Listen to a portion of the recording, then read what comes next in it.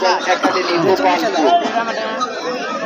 Corner kick নেওয়ার জন্য প্রস্তুত, লম্বা করে বাড়িয়েছেন শেষ পর্যন্ত। এখনো মরহুম ফরহাদ হোসেন ফুটবল একাডেমির নিয়ন্ত্রণে সাইফুল, অত্যন্ত সিনিয়র একজন খেলোয়াড়, লম্বা করে বাড়ি দেওয়া হয়েছে। শেষ পর্যন্ত গোলকিপার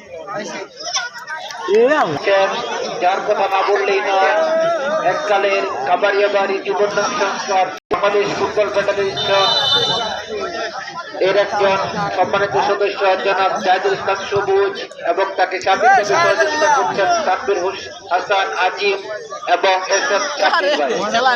কারাকারি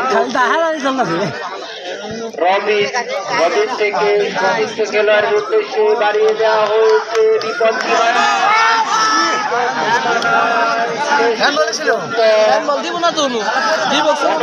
ফুটবল একাদশে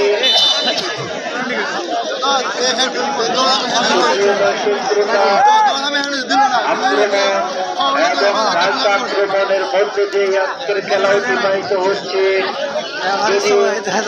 এখন পর্যন্ত খেলার ফলাফল 0-0 গোলে সমতায় আমরা দেখতে পাচ্ছি।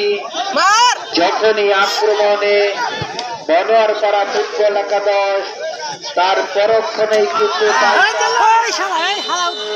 সম্মানিত পতাকা উত্তোলন এবং অফসাইডের মাঝে পড়েছেন দুইজন খেলোয়াড়।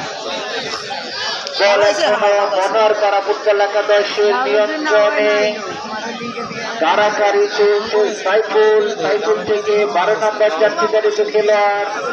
শেষ পর্যন্ত আবারও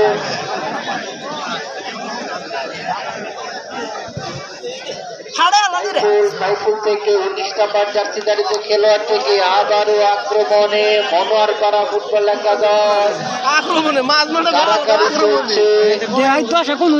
অনেকটা পিছিয়ে থাকায় আজকের